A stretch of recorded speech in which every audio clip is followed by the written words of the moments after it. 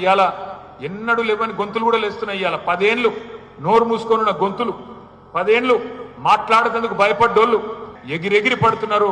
అసలు తెలంగాణ ఏంది, తెలంగాణ మీ జాగీరా అని మాట్లాడుతున్నారు. ఇయాల యాది పెట్టుకోండి, మనకి ఇయాల మీడియా సపోర్ట్ లేదు.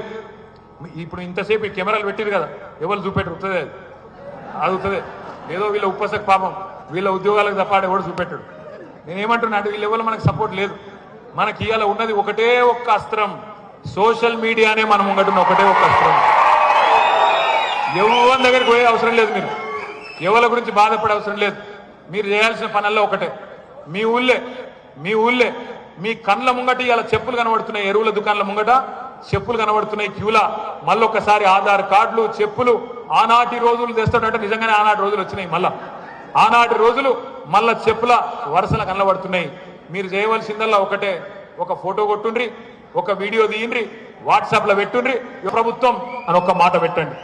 మీరు ఒక్కొక్కరు ఒక్కొక్క కేసీఆర్ లాగా సోషల్ మీడియాలో విజృంభించాలని చెప్పి నేను కోరుతా ఉన్నా బీఆర్ఎస్ విద్యార్థులను.